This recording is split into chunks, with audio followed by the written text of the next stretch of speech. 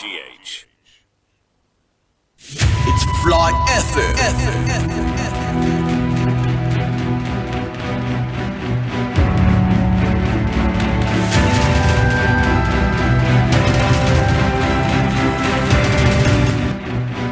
Keep long. Keep long. Fly FM.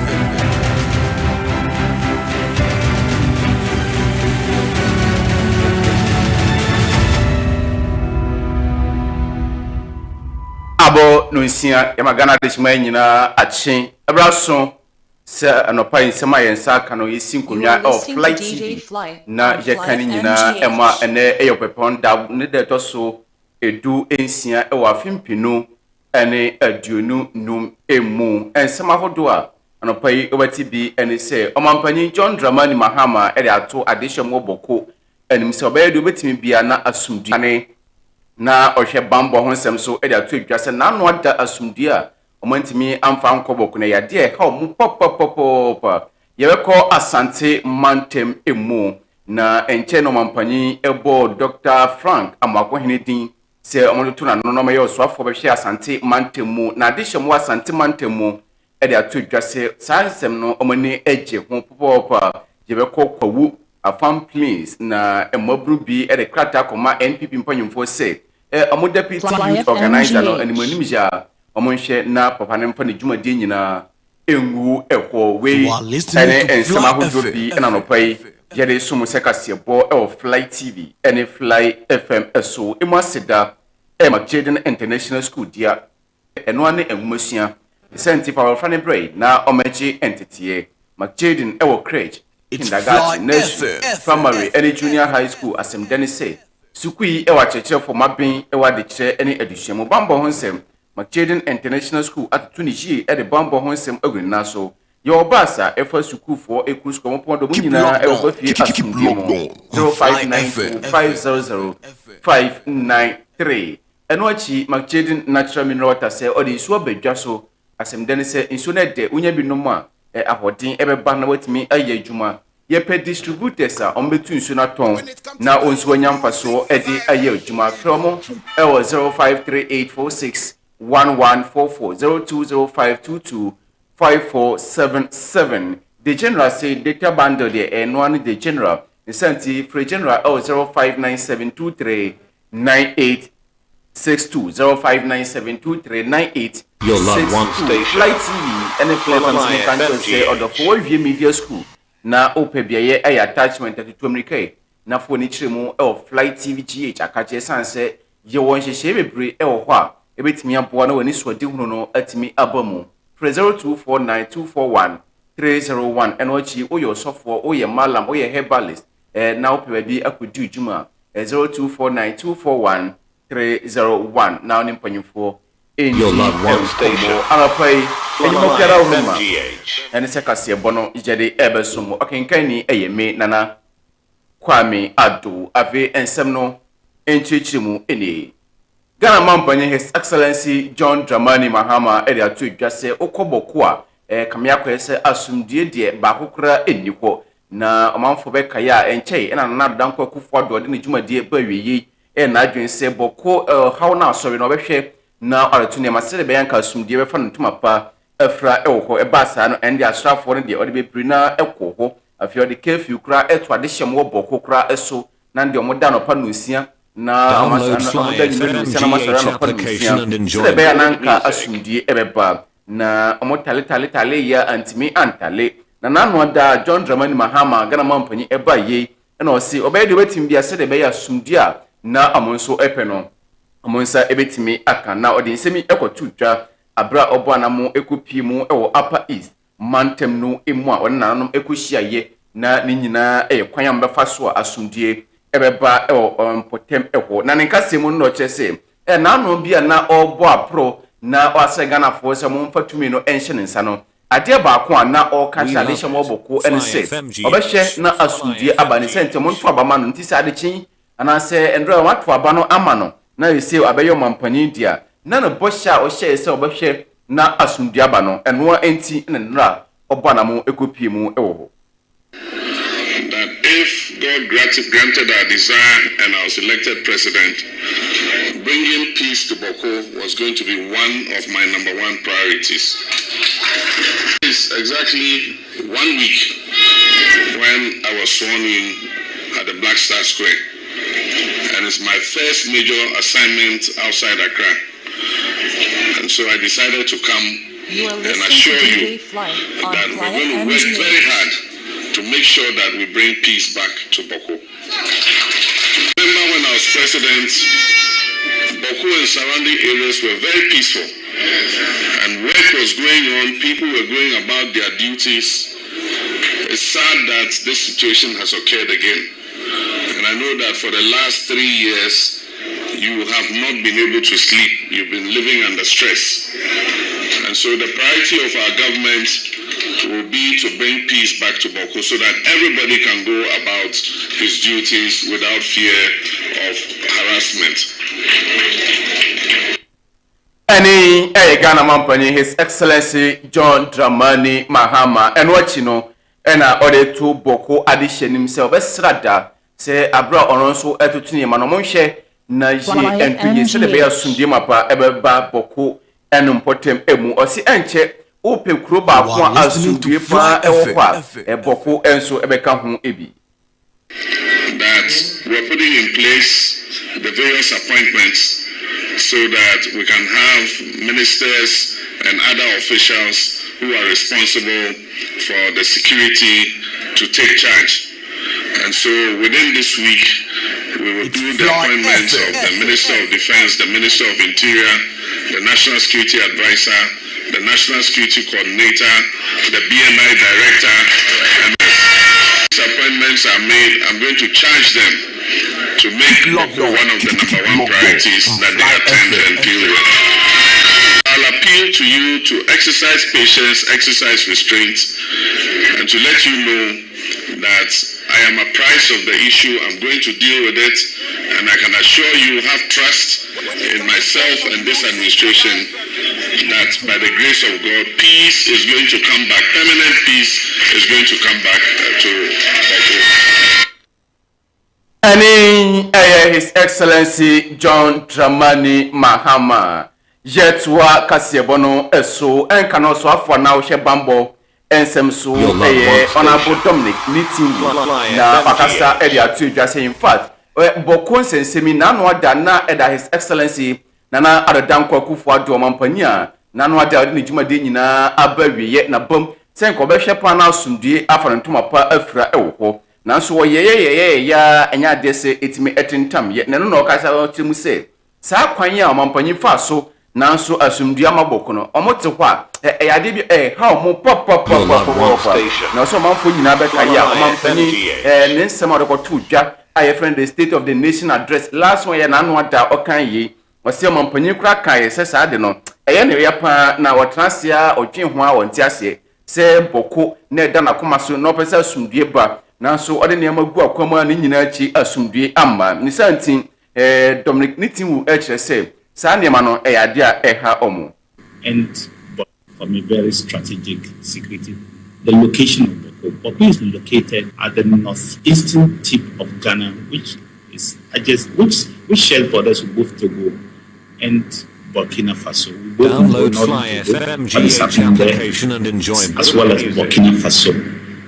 The sort of difficulties that these two nations unfortunately are facing, and so you do not want the situation where any part of your nation is open or it becomes a weak point where terrorists or people, desirable elements will enter into your country to cause mayhem. And so we should look at Boko from that angle. The second point is that the groups involved, that is the Kutsasi particularly and the Mamprosis as well, are widespread and have intermingled for a long time. And so you go to the Ashanti region, they are together. You go to Greater Accra, they are almost always together. You go to many parts in northern region, is the same thing. You go to western, north and western region is virtually together. And so this conflict, if it's not curtailed and resolved, has a tendency to spread across the entire nation. The last bit of the reason why we need to resolve this Boko issue is it's one of the longest, apart from maybe Alabama, it is one of the longest running chieftaincy sagas in this country. We cannot allow that to continue. it has to find space. We have to find space and resolve this matter. If we resolve Yendi, we can resolve this matter. And I believe that we have to find space and resolve. But the security of this nation, particularly the threat of terrorism, rests on how we handle the northern frontiers. Any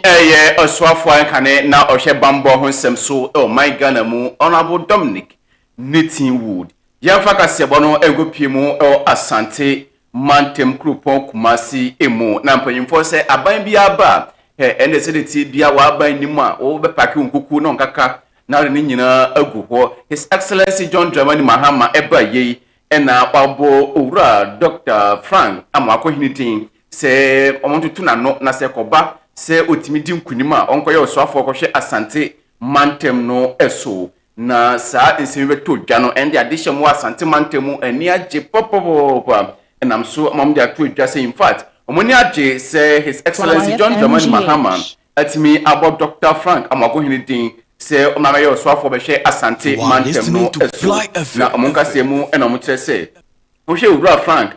Amakohina abrante no oyobobunu awakode wetimi aboa na mpuntuo aba Asante man no emu eno achi no ose enwuma hodo a aban etwamu ehyaase nanso omosorosoro man koya wie no obehye na obedi amaye ni nyina awie sanse eba hoden de yensum ene nipa na ohye sa obabunu ya e friend Dr. Frank Amakohini ya obetimi aboa akamabunu nyina bomu na omunyina aboa na asumdie and I think Puntu Aba Asante Mantem no emu. Our opponent mentioned that he couldn't do. Very sure, I believe that under his leadership, he's going to do it. Seriously, coming from where he's coming from, as a student, new president, and then those kind of things. I believe this is where he comes from. And then already he knows where we have deployable rules and then other development that we are lacking in the Ashanti region. And I believe he will make sure that he's going to deliver and deliver very well so that he will not disgrace the youth in the Ashanti region and then moreover to the youth that goes into politics. Come to think of it, Makohini is someone who is that spirited with energizing, that spirited with somebody who is very initiator. He doesn't follow anybody, he makes sure that he does it, he initiates it for you to follow, and then whatever he starts on a very good note and end very well. And I know for sure that Makohini will going to deliver, and then he will be somebody that the youth will look up to, and I don't think he will disgrace the youth. Makohini's appointment is a facelift to Ashanti politics in Ghana. He's a youth, he's a young man, and so his appointment is to give an edge, motivation to the youth, and any other person who is into politics to know that when you contribute your quota strongly, without any malice in mind, you will genuinely get the reward. And I believe he's going to promote the region politically. We are looking at the uncompleted projects from Nana Addo Dankwa Akufo-Addo. In case of some interchange and others, he should be able to assist the government to carry and complete on those projects so that we will stop the double tracking in the secondary schools, we will stop the lack of beds in our various hospitals, we will decongest the pressure on Komfonochi to the now Aferi Hospital and hospital. That is what we are looking at. It speaks a lot about the youth because when he started his work around the Ashanti region, he really spoke to the youth about so many things. So we the youth are expecting a lot from him, and all I can say again is he's going to deliver a lot for the youth in the Ashanti region. Any adishamo Asante Mantemu and Amuche said Dr. Frank Amakohina Mampani Aboni Dinu so mudinu tuma ebeboa na edimpuntu aba Asante Mantem no emu yanko kwawu afam plains na emabuna ewo NPP amanyuku no emu kwawu afam plains ede krata akomomo mpanyimfo se ni manimu ya deputy youth organizer ora Ebenezer Donko omonhye na afi onfa ne dwumade nyina engu efom na omonkasemu na mo kyerese ohwe na anu ada abato ekoto yi a omudi ntwopoto yi bebre na na empanyimfo no eso na mo se ohwe owura Ebenezer Donko a deputy youth organizer ekamia kwese ontutu ne niema je na omudi skakura abase o chema ase hofo a na owura yi afasikei na ono nkwa atiaso na wadi ese mo na mde beba na wasesa kugufie na o chema na abusuafo na mo kyerese sebe di apotama na fie no ono nso di bomu bia entiri eduru sa munyina ekwe party adwuma munyina na ekọ na eden na fidie ye de fasodie bi ba ti se bi aduane ana se sika fama ase ofo a na onko a wati aso ekobasa na akwensem bebre mpanyimfo se edidija animu na enso enenam ne santi omayen semchofo nhyiamu de krata akoma mo mpanyimfo se nimanim ja owura na omonhye na onfa ne dwumade nyina ento ekwo na ekuo no nipa odi omanim eye owura Ernest Opoku na bra okasa no ne nsem no ebini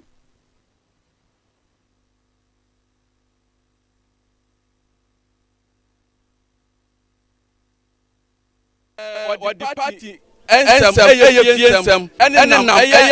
kasafie so ana kwatafoni so ye radio station ni ade ani kwanza de for party mra so wa fa so tie party mra ni so so mienu wa party mra 2024 amo no ekoton ye ena de so so mienu so no oni ni kuo esu supermarket ema police station omukoye no ojutum eka akro no nanum no na ye 800 million Ghana cedis kada na ye 8,000 Ghana cedis enu achi wasan party chairman aye ntokasam anjirobuo odio matamonimpam odio matam platform so wasan matam executive wasan the organizer constituency agu ni hufin enu achi ya treasure wadina platform ni ane ne koye rolu tina tade sa ni ma wani ase obi otatan wansam fata so obi mbambu anim eyasa edefani mbambu no eni ne mu ye ya so ya kojogu yes come aya jumping no aya kamu no aya deputy youth organizer no aya content youth force yes and aya kwe employer no munyini any owura Ernest Opoku ono ene leader odi concerned youth force yenim among this ankrata yi ekọ party no office na owura anase chairman Israel Kofi Nadu ono en jina executive no anim ejesa omo petition na ono nso edetodwa se obehwe na niema hodo a ompese omo ye no omatrase de niema tototo niema ni no mo check ahwese de omo kan no kre na so mo ye na beboa amanyuku na ombehwe na motu ho anamo concern you family show munsem tizese de mu ye no no omanya butre atro let's say ediabre constituency executives na machimfo abia so a ya som ebakwa hwem na bebia sisi emfa nsam nyina nto na party no mu jo party so anya konka our place start hano ye be ni sam entisa ubedwani ko bia emra wo mu no MGH application and enjoy good music. Yes, mfo anya no na wa wudi ejire no wawura akogina ho eya mboakuo no nti mesra mbranti amwa na se mundi ko no mra so ko bia mo bedwan bia MPP party kwa ko bia mo kodwan bia mundi ko no mra so because namra no ho na bedwan MPP mra na wo ye constituency na the whole na obi adansi papa mo opposition bi dachia. We love it. Any